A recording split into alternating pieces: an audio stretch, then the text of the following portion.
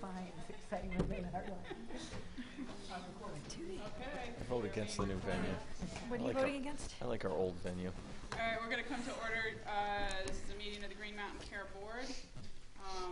And our first order of business is the chair's report. I don't think I have any. Maybe I'll think of one during the meeting. This meeting is going to be a little different than our normal meeting format in the sense that we aren't having, can everyone hear me? Last time we were like wicked loud, and this time it seems like, are these on? Yes. And it does a good job of picking up all the paper suffering too. Great. So you don't want us to You look can at only anything? have us in so much. I've done this a dozen times, and every time it's a different configuration. So let's just go with it. Instead of having a presentation from somebody from outside, today we're going to talk about internal work.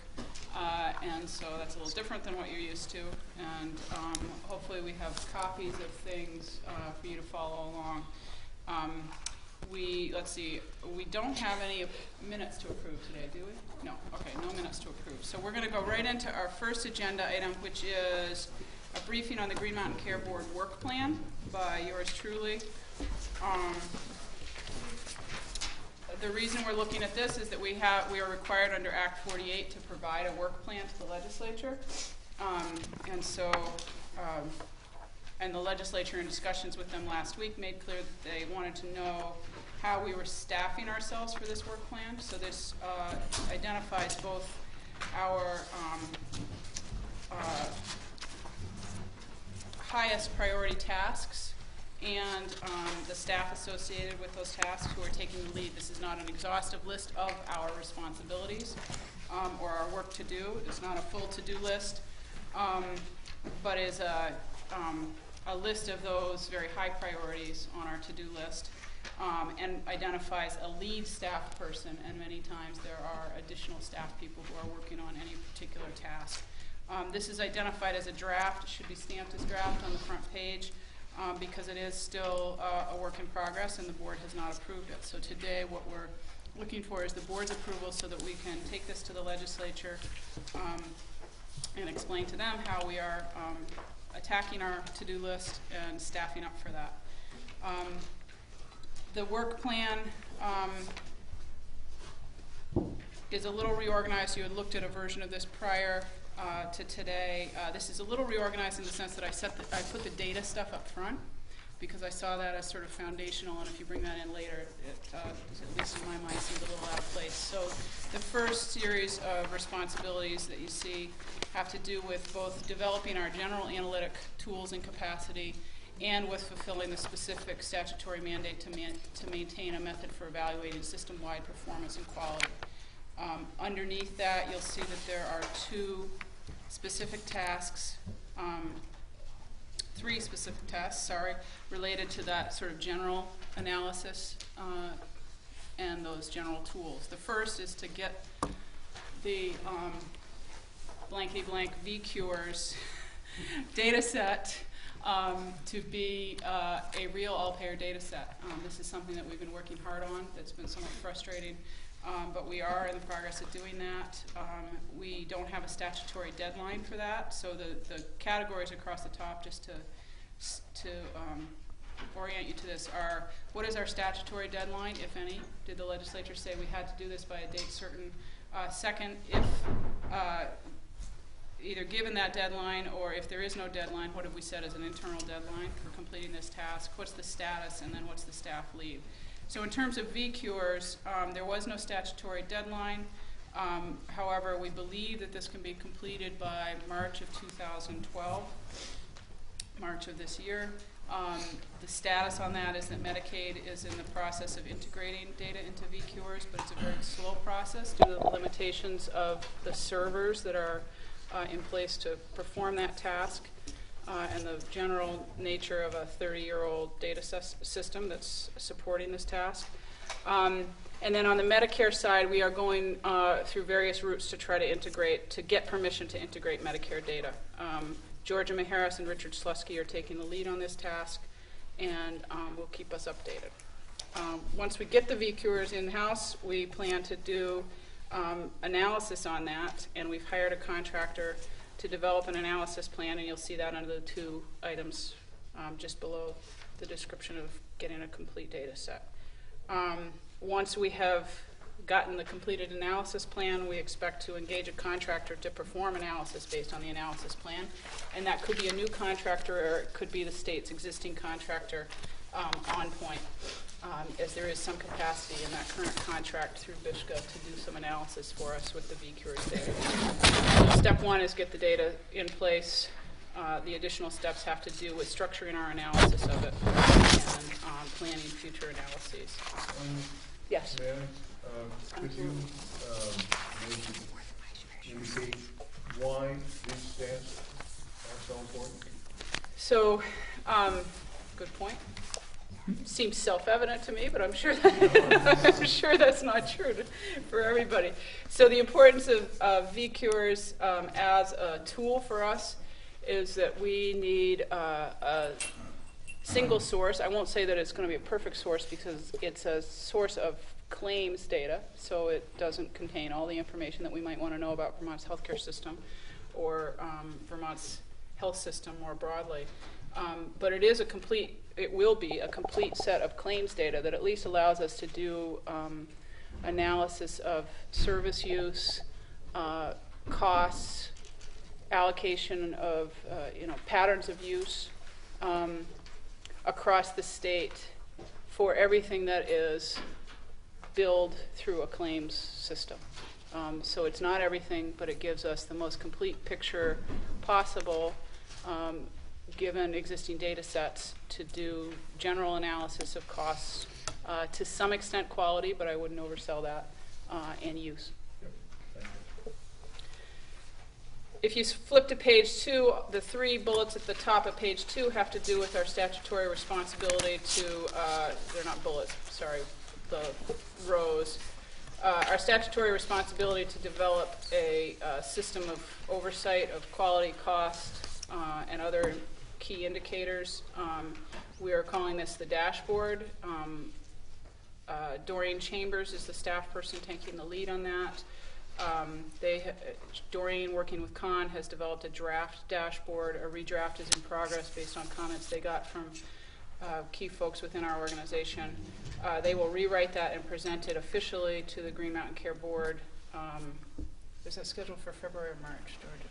February. Okay, so February. So our internal deadline for having an initial version of that in place is March. And that will be an ongoing task. It will be updated on a regular basis and improved as and refined as we are able to. So we'll start with a version 1.0 and refine it over time. So that's the data and evaluation tasks. Any questions on that stuff? Okay. Second major section has to do with payment and delivery system reforms and payment reform pilots. As you board members know, this is a huge piece of our work, and you'll see it goes on for 3 pages. And Richard Slusky is a very busy man, and is going to be a very busy man as he is assigned as the lead staff on most of these tasks. In some cases, Mike Davis is also working on the tasks as they relate to integrating payment reform and the hospital budget process. So our first step in terms of payment reform is to approve a policy regarding the acceptance of payment reform pilots. Richard has been in the process of drafting that, and we will be considering it later this month. So that would be the sort of broad outline of what we expect to see when Richard brings a payment reform pilot proposal to us, or a provider comes to us with a payment reform pilot proposal. Say that 5 times fast. So we'll be looking at that later this month. There is no statutory deadline for that, and we're not really, the statute alludes to the fact that we should have a policy, but we're not required to have a policy. However, we will put some framework in place so that people know what the expectations are around those pilots. The statute does require that there's one pilot in place by January of 2012. You'll see as I talk through the rows below that there's a lot of activity happening. There will not be a pilot in place per se by January of 2012, but there will be a lot of pilots almost in place, so that in the by the end of the first quarter of 2012, you can expect to see a whole lot of progress on this, even if there isn't one in place officially by January 30th. The first of those pilots in progress is under development in the St. Johnsbury area, and Richard has been working with physicians in the hospital in St. Johnsbury to expand the blueprint model to include specialists, and you've received a briefing on that in the past. There are two components to this in St. Johnsbury. One is sort of the straight PCP specialist expansion, which would expand the scope of the blueprint incentive payments around 4 core diagnoses, for patients with 4 core diagnoses, so that there would be both incentive payments and measurement of cost and quality for primary care and specialists who are treating those patients.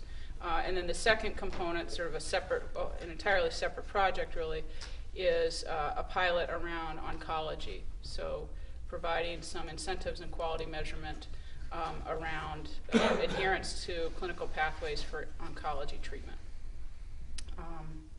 So that Richard will be pulling together sometime in the first quarter of 2012. And Alan has been helping a whole lot with that. Next up is population-based payment reform pilots. So this is a pilot model, which you'll hear me talk about when we go over the RWJ Grant Application that we're expecting to submit this week. The idea here is that providers would take a single per capita payment for management of services for a given population.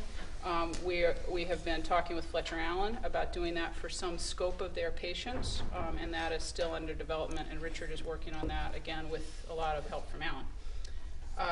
Third, we have already submitted a letter of intent to CMS with the Vermont Hospital Association to participate in the CMS Bundled Payment Initiative. And you will see that roll out throughout the year. Hospitals will have to declare by the end of April, I believe it is, whether they want to participate in that initiative. And we're awaiting data from CMS that will allow us to help hospitals, along with the Hospital Association, understand the implications of those. So those are the ones that are, that sort of sums up the pilots that are currently in progress. And Richard, have I summarized that adequately? So those are ones that you can expect to see action on, and Richard's staffing a lot of activity regardless of what else happens over the next few months. The next, on page 3, the next category we get into in that first row is where we go from here. Refining additional pilot models and sites and seeking funding for the modeling. And that gets to the Robert Wood Johnson grant application, which I'll go over in more detail in a minute. We were asked to apply for this grant, and it's been helpful both in terms of trying to attract some additional resources to support this activity, but also in terms of framing our thinking around where we go from here with payment reform. So I'm not going to go into a lot of detail about that now, but know that that's a huge piece of how we structure payment reform going forward. Then we have to get the public payers involved in these payment reform models. So the next row talks about getting Medicaid and, both public and private. So first we get Medicaid and private payers within Vermont involved in the pilots. So as we develop the agreements with providers, we will be talking with Medicaid and the private payers about how they can participate. And then we request Medicare participation, and we actually intend to begin talking with Medicare, with CMS, about Medicare participation in a very general sense during the first quarter of 2012. Lastly, under the payment reform heading, we are working on redesigning the hospital budget process to encourage pilot participation by hospitals. So all of these at this point are voluntary efforts in terms of these pilots, and we're looking at ways of structuring incentives within the hospital budget process to encourage folks to volunteer. Any questions on payment reform? Okay. The next set of responsibilities has to do with setting rates for healthcare professionals, which also was required under Act 48, but was not subject to a specific deadline, and will be a little bit further out in the future in terms of our work plan for a couple of reasons. One is that entering into discussions with providers around this subject requires us to have in place, at least in the way that we'd like to, requires us to have in place an up-to-date regulation for provider bargaining groups. So we are in the process of rewriting our regs so that we can, so that those are up to date and recognize us as a entity that can negotiate with provider bargaining groups. We have, however, received some money through the exchange grant that was awarded to DEVA to engage a contractor who can begin some analysis and modeling of all payer rates. So we are going to begin that in the first quarter of 2012, and we'll be doing things like looking at differentials between Medicaid, Medicare, and private rates. Again, assuming that we have a VCures data set that supports that kind of analysis. So we have received that money. We're in the contract negotiations with a contractor who's been chosen, and that work should be underway soon. A rewrite of the regs is in process with BISHCA because it's actually their reg, not ours.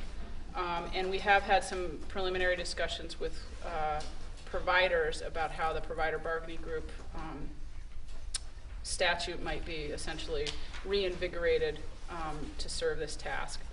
Those are the immediate pieces of getting the all-payer rate process underway. There will be more work out further in the future, but those three steps have to happen first before we get to the later steps.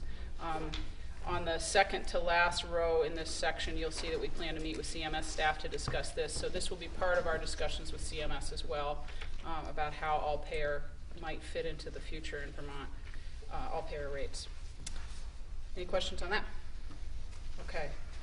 Next section has to do with health insurer rates, and you'll see that there's basically a repeat in the next three sections. So there's health insurer rates, there's hospital budgets, and there's certificate of need.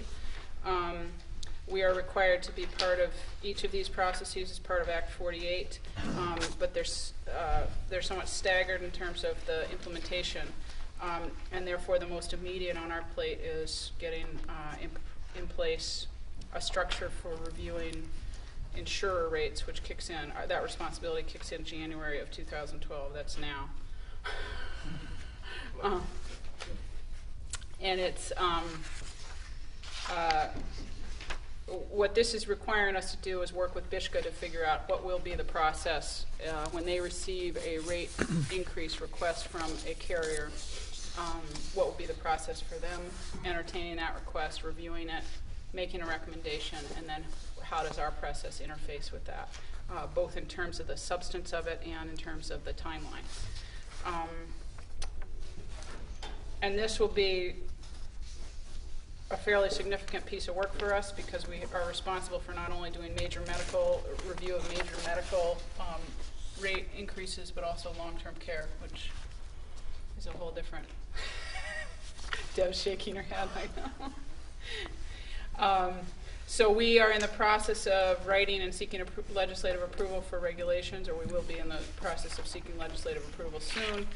We're in the process of drafting the regs. We have scheduled a stakeholder meeting to review the regs. It's January 26th. Okay, scheduled for January 26th. And those regs will, after that, so maybe not in January, but in February, will come to the Green Mountain Care Board for approval. Or will the draft come to us and then we have the stakeholder meeting? The draft will come next week. Okay, got it. Draft next week, stakeholder meeting after. Hospital budgets is farther out in the future in terms of it actually kicking in, but more immediate in the sense that the hospitals need guidance almost immediately about how the budget process is going to work going forward. The first item on this agenda is, in this work plan related to this, is to get the legislature to pass conforming amendments to the hospital budget statute that make it so that this isn't a two-step process but rests with the Green Mountain Care Board. Those amendments have been drafted, and Georgia, where do they, they're in the, they'll be in the omnibus bill? They'll be in the omnibus health bill. Okay. Because technically they're an administration recommendation about the process. Okay. In the meantime, both BISHCA and the Green Mountain Care Board are talking with the hospitals about, regardless of who has full responsibility or whether we have split responsibility, how the process is going to work. So that's underway. Mike Davis is staffing all of this as the lead staffer. And we will also be seeking approval for regulations that govern this process in the future. CON is farther out into the future in terms of our work plan. Our responsibility also kicks in on July, similar to the budget process. But we have not yet started to tackle that in the same depth that we have the hospital budget process. But it's also on our to-do list and will be something else that you'll see regulations, draft regulations on. So that's the regulatory processes, and then we have, keeps going. The next two areas have to do with pre-existing analyses and reports that we provided to the public, the expenditure analysis and expenditure forecast, and the unified healthcare budget. The expenditure analysis for this year will not change materially. And that report is near completion. Mike Davis is in charge of it. We will be developing recommendations for modifications to that in the future to make it a little more user-friendly.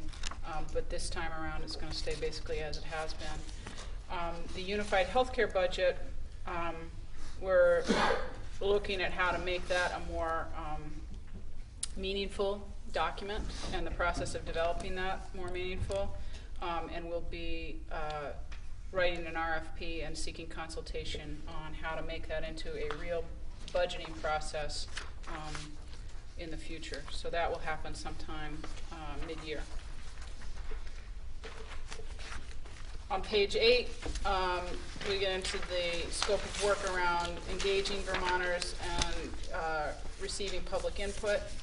And there's a couple of major to-dos here. The first is to develop a draft communications plan and then engage a contractor who will work with us to implement that communications plan.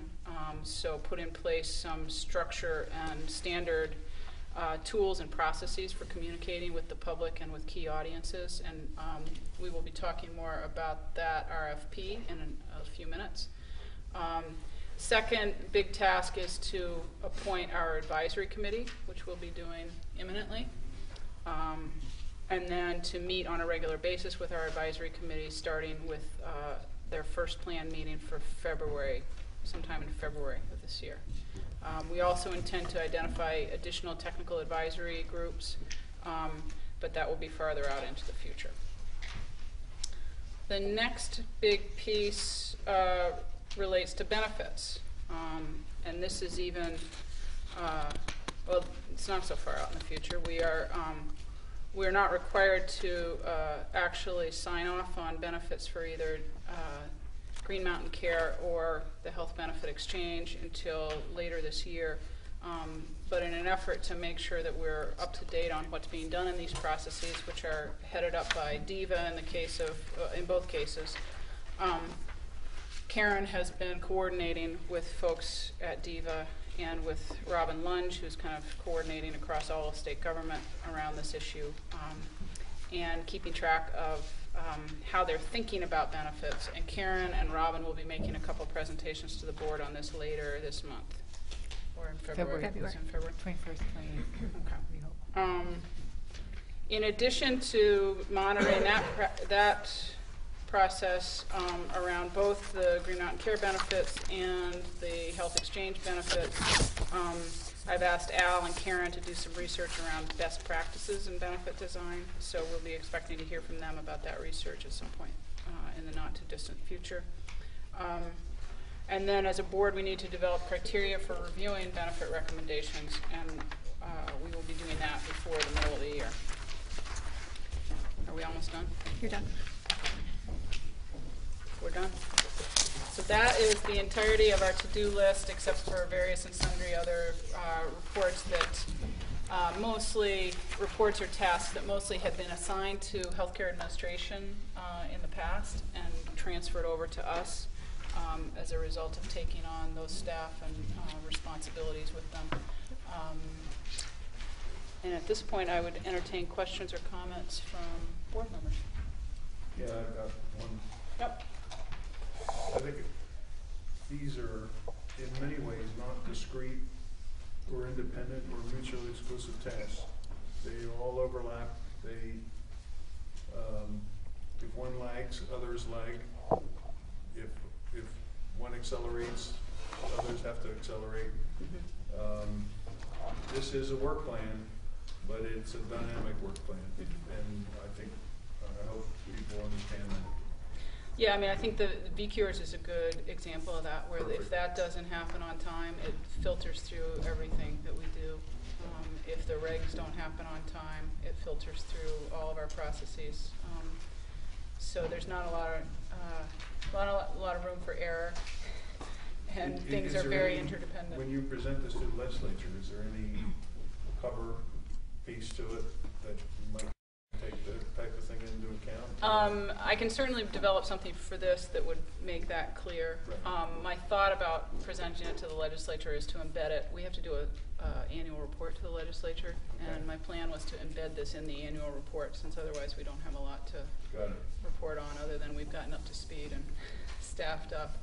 So it'll be more of a forward-looking annual report that will encompass this. Other questions? Just make a statement along with what Con was saying. I think that it's important that the public realize the amount of things there are here to do, and it's fascinating and unbelievably complex. And I think that we need time, and we can get some good stuff done. But if through handing this off to anyone who analyzes it, they see it as only 8 pieces of paper, I would become incredibly scared. And I hope they don't add any more pieces of paper. That is So a good point, yes. it's my...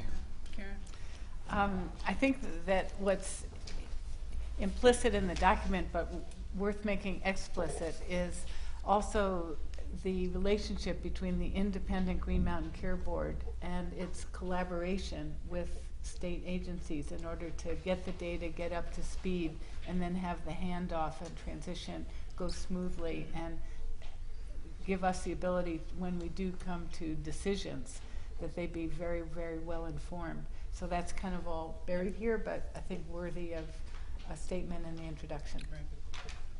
Yeah. Okay. Any other questions or comments? If you all are willing, I think it might be better today, given the way we've structured our agenda, to take questions on this at this point rather than go through everything we have on the Sure. agenda. Okay. So at this point, does anyone in the audience have any questions about our work plan? Oh, Paul, yes?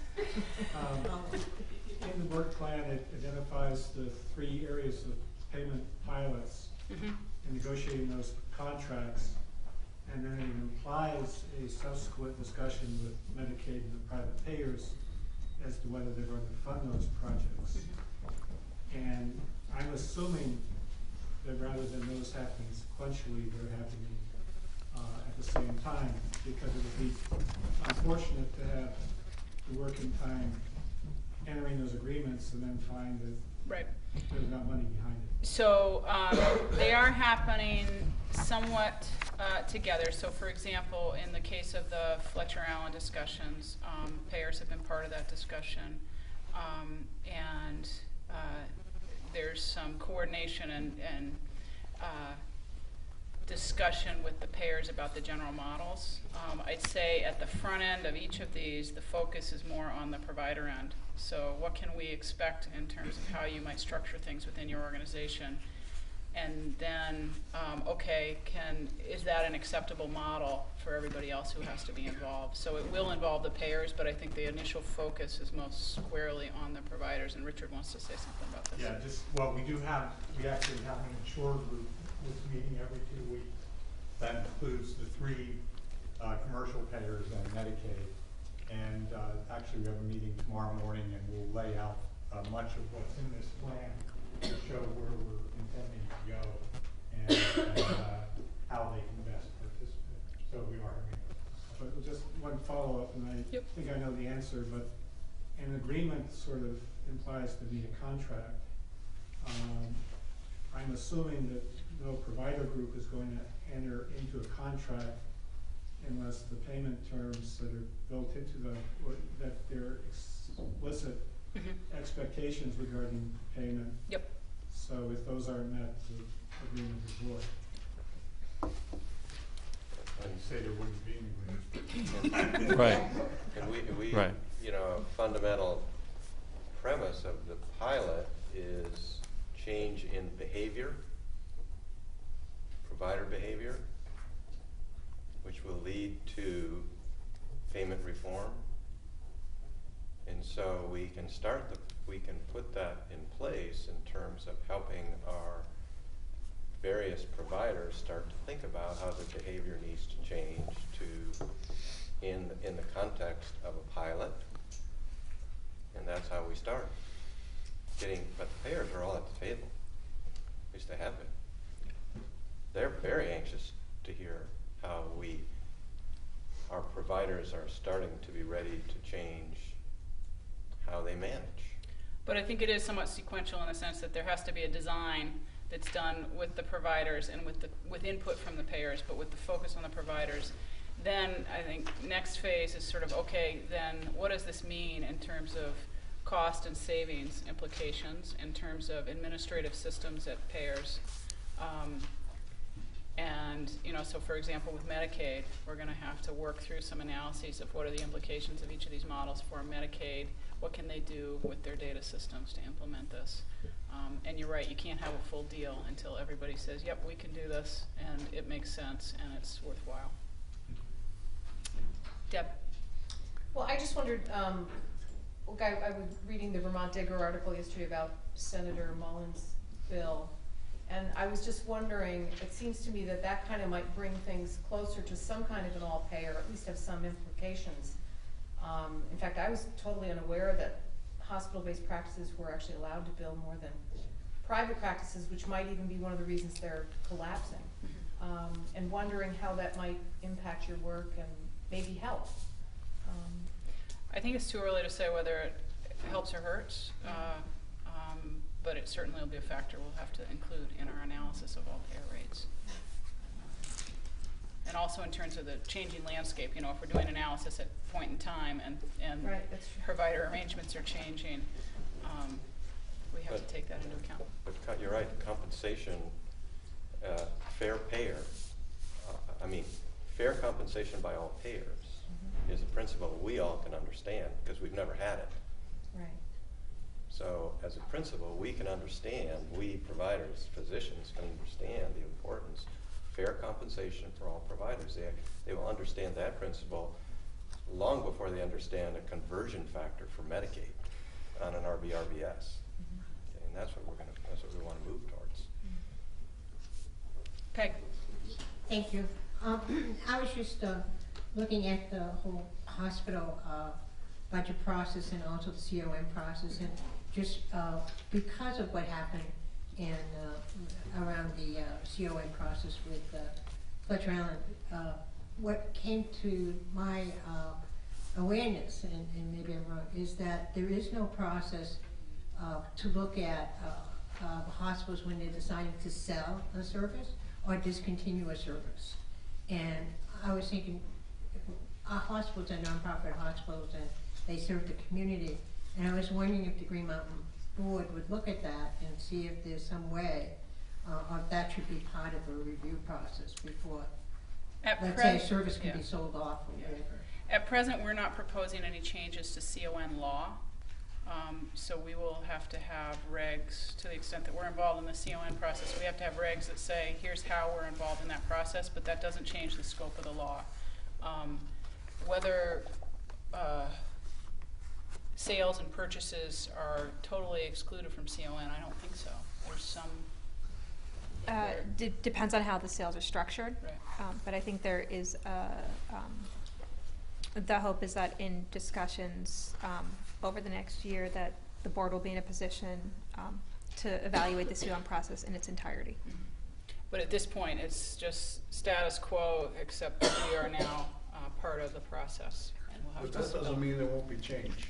Okay, and is that what you're saying, even just some sort of review process, if a major service is just saying, Mhm. we're not gonna offer it anymore, Mhm. if there's some sort of, looking at that in the community. Yep. The other was, is that again, our campaign had the principles and, of universality and, equity, but we also are talking about accountability, transparency, and participation. And especially now as we go forward with developing the benefit package and developing, I think it'd be real important to not just develop a communication plan, but also a plan to really get out and talk to people about what they feel is the best benefit package or how it should work. So, And I know it's a big effort, but. yeah, well, so some of that is actually required by the statute. It's, and Karen will talk about this when she talks about the whole benefits process. And some of that will be done by the executive branch, and some of that will be done by us. Thank you. Cassandra? So on the work that you're doing on the VCares database, Yep. It talks about putting on RFP for some of the analysis, and I'm wondering if there's a discussion of or a plan on how to actually tackle that analysis. So, for instance, with chronic conditions, we know that that's where a lot of the healthcare dollars are being spent, and it's manageable maybe to tackle them in terms of different parts of the life cycle, or what we consider low-hanging fruit. So, how does, as the board, how do you anticipate being able to, crack that nut and look at all of that data? So we've hired a contractor as a first step to develop an analysis plan for us that will make recommendations around sort of our first frontier of important analyses. And I suspect that one of the things that will be recommended is that we look at high-cost diagnoses and high consumption areas. I know that in our discussions around pilots, that's one of the reasons that the pilots are in many cases being structured around those 4 big diagnoses, which, let's see if I can remember them: asthma, COPD, congestive heart failure, and diabetes.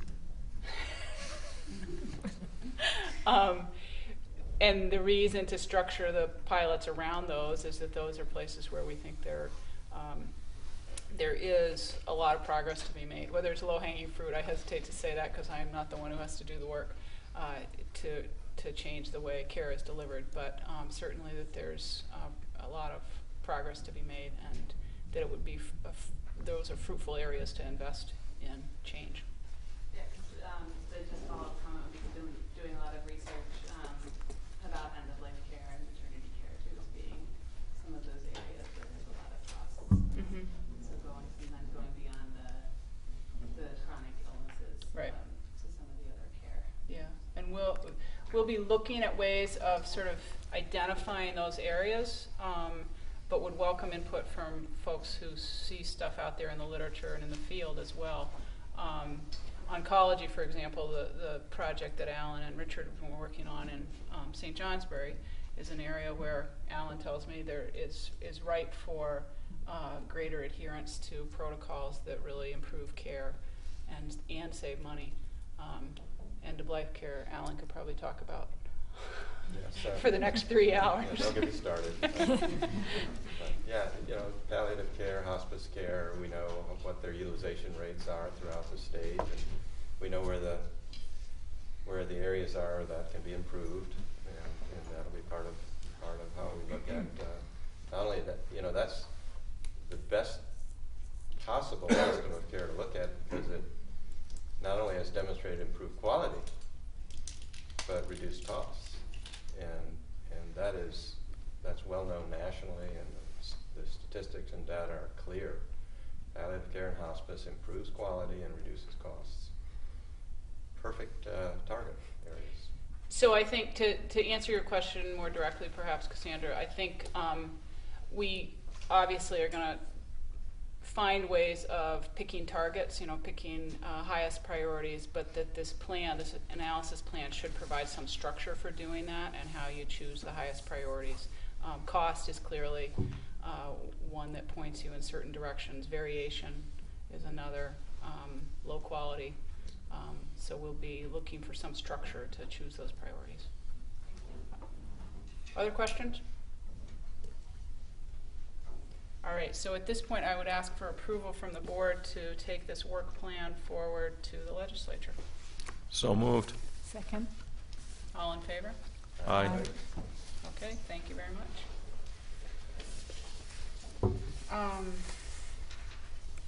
In order to not have everybody listen to my voice for another half hour, you want to switch to the communications? Sure. RFP? Georgia, that's when you're supposed to say no. Yes. We want to hear Yes. your voice. Oh. We're working on it.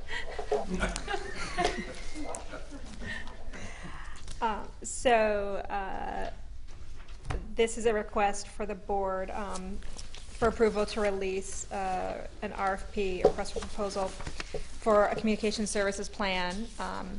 The hope is to issue that today, if we can, and apologies to those in the audience because we haven't issued it publicly. We can't actually share the physical copy with you yet. It's an But RFP, you can describe but we it. can describe it. The scope of the project is really to assist the Green Mountain Care Board in building awareness around its role and around the board. Some of the issues that have been raised in this meeting and in other meetings around making sure that the public is aware of what the board is doing, making sure that the public knows that there are opportunities to participate in hearings and other conversations.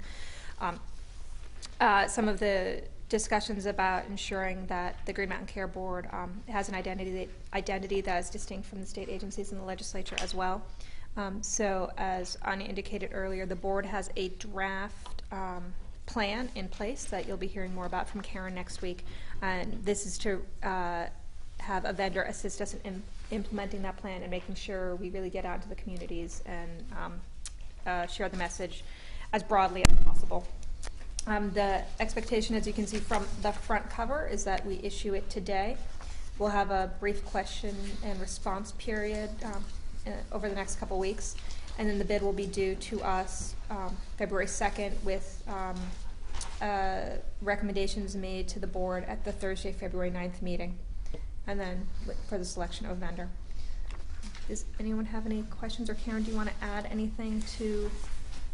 Well, it was mentioned that we'll be doing a presentation, so it's literally a week from today, which would be January 17th, and we'll actually walk you through the plan of notions of key audiences and common messages and what different phases of the plan would be, and lots of other thoughts that we have about how we can both be transparent and accountable and have input, including things like more details about our public advisory committee or board that we're in the process of looking at the 120 applications that we got for that and deciding, as well as the technical advisory groups that would be more ad hoc to the specific topics that will be in our work plan that we've just mentioned. So tune in next week at this time. Yeah, I think this is a really key moment when we get to that approval point, because so far the work of the board has been educational, incoming, informational, incoming, and procedural. But this now takes us out to the public, and that's where the real messaging about what this whole business is all about, what we're really trying to achieve, and really this will take us to the values, and you know, it's an important bridge to cross. And it seems to go without saying, I mean, we're all really encouraged by 120 applications, but that is not the limit of who we want to be involved in this process by any means. So. My only comment is there's a problem with your numbering, so I'm going to pass this down to you. Format. Should have let her talk. All right, so you're asking for approval to Asking for release the approval to RFP? release the RFP. Move that we approve the release of the RFP for the communication service plan. Second. All in favor? Aye. Okay, thanks. All right, so moving along on our agenda, actually, we're still on the same agenda item. We should have made these 3, so it looked like we were doing more. The next thing I'm going to talk about is the Robert Wood Johnson Grant Application, and again, this relates back to that section of the work plan that talked about future models of payment reform and where we go from here with payment reform. So the Robert Wood Johnson Foundation a couple months back released a request for proposals, request for applications for a grant program called Payment Reform Strategies for High Value Care. And we thought this sounded like us. So we immediately submitted a letter of intent, which I think was distributed at an earlier board meeting, saying that we would like to submit a full proposal to the foundation. And we submitted, it's available again today. And it's available again today somewhere over on the table Yes. out there? Yep. Okay. So we're not going to show you the full proposal today because, you know, it's a grant, and that means that we're 36 hours from the deadline and we're still working on it. And anything we gave you would change in 10 minutes. But it is still consistent with the letter of intent that you'll see out there, which spells out a 3-year project. The limit for funding is $500,000 for the 3 years, so of course we're asking for $500,000. What the grant would support is just a part of our payment reform efforts, so $500,000 does not cover all of the work that we have to do. We would also commit some board resources, some resources from DEVA, and who else puts in kind? Bishka. Bishka, okay. So it's a project with broader scope. We're asking for Robert Wood Johnson to fund to provide the funding for a piece of it. What the project would involve is exploring 3 different payment reform models. And if you were able to get a copy of this out there, this tries to describe in a simple form what the payment reform models are and how they all transition us toward our ultimate goal of a system in which more of the population is managed under some sort of reformed payment model, and we are able to, as a state, stay within a healthcare budget, which is required by Act 48. So the first model that we're exploring is bundled payments. I already talked a little about this. This is consistent with the CMS project that we've already signed up for. So essentially we're incorporating that project in this project, and that's part of the reason that this, the scope of this goes beyond just what we're asking RWJ for, because we already said we were going to do that, but we're wrapping it into this to show them sort of the comprehensive nature of what we're looking at. So bundled payments are when you pay a single payment for, in this case, selected diagnoses. That's the way CMS has structured their. Do they also do they do procedures too? Mm-hmm. And how many are there on the list? A gazillion. So either the option. So CMS spells out a menu of options in terms of diagnoses and procedures, and a given hospital can say, yes, I would like to explore bundled payments for these procedures and these diagnoses, and for those they would receive from Medicare. They would receive a single payment for a given episode or a period of time around those diagnoses or procedures. What we'd like to do with all of these models is implement them on an all-payer basis. So while the Medicare project is a way of exploring this and getting Medicare data to model what it would mean for hospitals for Medicare patients, we'll be looking at how it could be implemented on an all-payer basis. But it also opens up a wider range than just a bundled set of hospital services or a procedure. It can open it up to outpatient. Exactly. It can open it up to community services. Right. Depending on what you think you can handle. So part of the attractiveness of this approach is that it gets people talking across institutions. So hospitals talking with nursing homes, hospitals talking with other post-acute facilities, hospitals working more closely with pre-hospital care providers. Radiologists talking to other non-radiologist physicians about utilization. So you can see in this, what I'm trying to convey in this diagram is that each of these models allows you to transition over time to a broader scope. So in the case of bundled payments, it starts with a limited population and select diagnoses and could move to the total population for more diagnoses, and that would be the kind of transition that we would look to see over time. So we'll be looking to sign up at least one hospital in the first year of the grant for the bundled payment model. And at this point, a number of them are interested, so it's quite possible that we'd get more than one. The other thing I would say about the bundled payments is that it is likely that bundled payments would be embedded in any of the other models I'm going to talk about, in the sense that it's a good payment mechanism to use regardless of what your overall payment mechanism is. It might be a good payment mechanism to use around those selected diagnoses and procedures. So the second model is hospital physician budgets. So we have been talking with hospitals about, based on, in large part, on the Maryland model of a total patient revenue budget for certain hospitals, which they've implemented now for, I think it's 14 hospitals.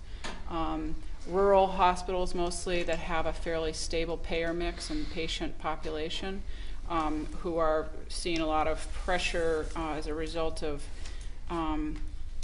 in Vermont, perhaps seeing pressure as a result of payment reform, reducing utilization of the hospital, might want to enter into a budgeted system where they are guaranteed a certain level of revenue and able to manage better under that level of revenue.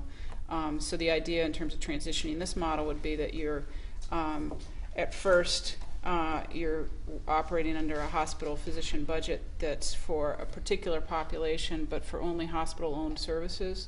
But you could see how that could be incorporated in a full population-based budget for all services over time. So then the last model that we will be exploring is population-based payments. And in this case, what we're talking about is a full payment to a provider organization for all services provided to a population, where they either could provide all those services or they could take responsibility for those services and contract out for some of them. The transition in this model is that those who might be interested in pursuing it probably want to start with a limited population, not all of the patients they serve, not all of the population, and then transition over time to something closer to the full population. Dartmouth-Hitchcock has received approval from CMS to enter into this kind of a model under the Pioneer ACO initiative through CMS, and Fletcher Allen is interested in exploring this kind of model in Vermont. So those are the three models. All of them we're considering our goal to be to implement on an all-payer basis. So our project will involve working not just with providers but with payers, as Paul pointed out. That's part of it. And what else have I left out that's important, Richard? Okay. Just one short comment. After you go, you've gone through this, and it makes you want to go back and look at that work plan and see how crucial some of those tasks are. Once again, the VCures. Right. How far can you go unless you really have that? Right, unless you have the data to support Absolutely. it. One comment I would make is that all of these are integrated with quality measurement, Right. patient satisfaction, Outcomes. patient experience.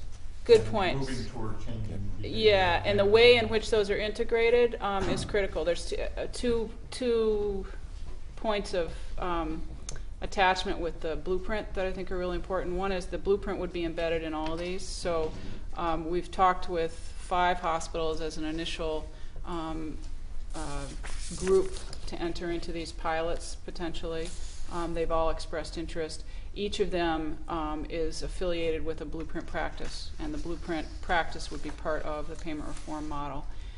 Secondly, Blueprint has a whole evaluative structure and data in place that feeds into that, and we will be, to the greatest extent possible, using that structure to drive evaluation and feedback to pilot sites under this model, and using the same kinds of metrics around cost and quality so that we have consistency and clarity and don't drive people crazy.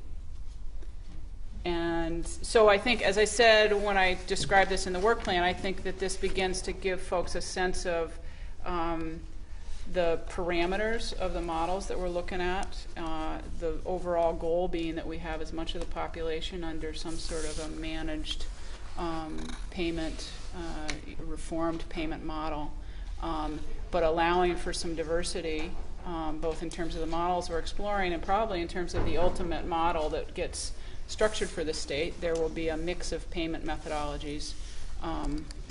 And then as we look at all payer payments, that becomes sort of an overlay on this that can both be embedded in each of the models but also fit in around the edges. So where we don't have folks participating in payment reform, the all payer methodology could apply. Any other comments from board members or questions? Okay, so I'm going to kick it out to the audience. Cassandra. So for the third model, the population base, does that have to be rooted around a hospital, or can the community health center be the base of that? And do you think there are cost implications depending on whether we go with hospitals being responsible for patient care or primary care? I think in theory, anybody could organize the full array of services. In reality, an organization has to be large enough and have enough of a patient population base to make the financial side of the model viable. And there aren't going to be a lot of organizations in Vermont that would have that capacity and be able to assume that kind of total management risk. But one of the things we'll be looking at in all of these pilots is how they're going to affect the cost curve, sort of what's the base cost and how are we reducing the cost trend over time. So I think in terms of our evaluation of what's a good pilot, we would apply the same thinking whether it was based in a community health center or a hospital, and try to sort of be objective about how we evaluate the costs and the quality. Deb. I have always the question about if all of the payments don't equal the costs of providing the service, what happens then? I mean, that's the reason there's cost shift. And I mean, it's always good, obviously, to make people healthier, but hospitals do better when there's flu season, for example. And I'm just wondering if all the payments don't add up, how do we do that in terms of like the health planning aspect of it? So in all of these models, basically you take as your base, as your starting point, the costs that are in there now.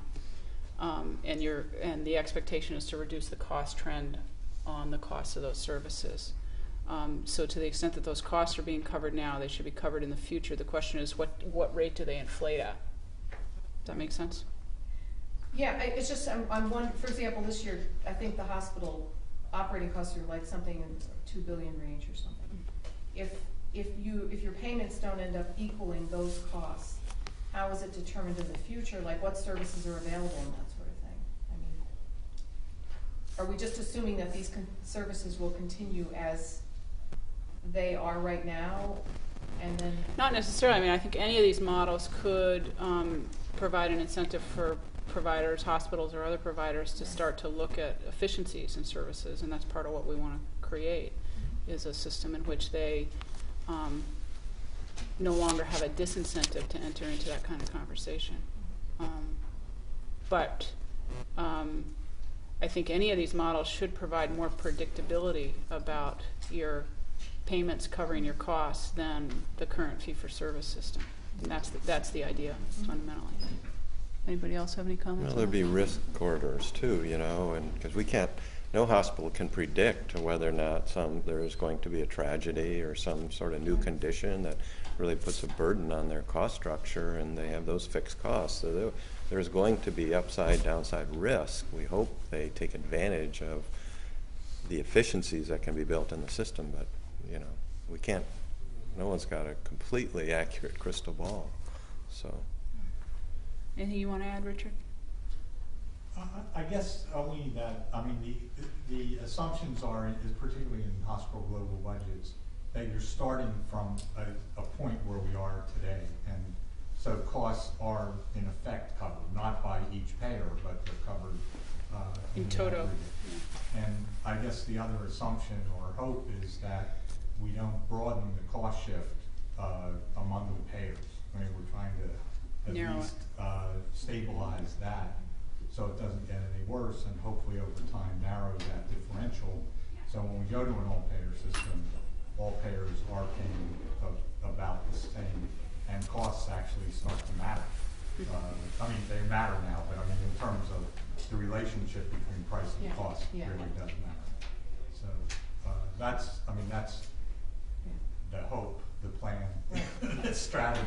And all of these models, again, are designed, I mean, part of the reason they might get people to start talking about efficiencies is that you're trying to change the hospital, you've heard me say this a gazillion times, change it from a revenue generator to a cost center and really make that flip so that hospitals are looking at what are my costs and where can I reduce my costs but maintain quality. And is there going to be some sort of an integration? I mean, sort of like that's what was intriguing about Rochester. It seemed to be one hospital system where they were looking at, okay, Rochester General offered, I think it was pediatrics, and another hospital offered cardiac thoracic surgery, blah, blah, blah. So is that sort of thing what you envision in the I think some of that will happen naturally from these models. We are not at this point proposing anything as explicit as that, which was essentially a system where for one hospital to get approval for a service, everybody had to agree. As Georgia said, we'll be looking, and Con, we'll be looking at CON and how that relates to this at a later point in time. At this point, I think that we're feeling confident that these models at least create an environment where people are more likely to have those conversations. Al? The only thing I was going to say is that, and I'd ask Richard or Alan to challenge me on it, is that the key point here is that that I feel is that this is a collaboration, and I feel that way because Jason's 2 seats away from Richard. If he's ever 3 seats away, if he's 3 seats away and 2 seats back is the Vermont Medical Society, so if he's 3 seats back, we're in trouble. But I think there is risk in this, and I don't think, I mean, if in partnerships are great. Everyone wants to be a partner when there's profit, in a business. And in this case, I think there is, upside and downside risk, and that has to be, done well and thoughtfully and carefully. And I think in all the dialogue I've heard from anyone involved, it's been careful and considerate, and not a lot of Yeah, people are going to get their care, and it's going to improve. But we know there are avoidable. When we say efficiencies, we're not just talking about the hospital's efficient use of its variable cost structure. We're talking about the fact that we all know there's avoidable costly events that occur. We know that. There's avoidable tests that are done. There's avoidable readmissions. There's certainly avoidable infections. We know those things all exist in the system. That will give us some room around that base budget, if it's done right, and that's all quality. Yeah. So, any other questions or comments from the audience? So, board, you have seen the last version of the narrative and the budget.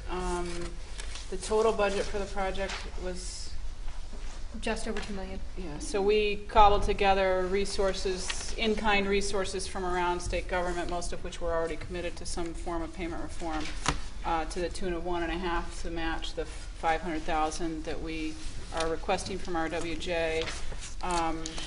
And we would use the $500,000 primarily to provide some staff to Richard before he grinds himself into the ground. So project management staff, roughly equivalent to the kind of thing that the blueprint has for working on really assisting pilot sites with implementation of these pilots. So at this point, I would ask the board for approval to submit the full application to the Robert Wood Johnson Foundation. So moved to submit the full application to Robert Wood Johnson. Second. All in favor? Aye. All right, thanks. Is there any new business we need to bring up, Georgia? Just a note that there is no meeting on Thursday afternoon.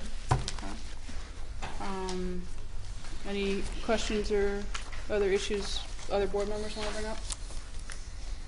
No? Okay, any additional questions or comments from the audience?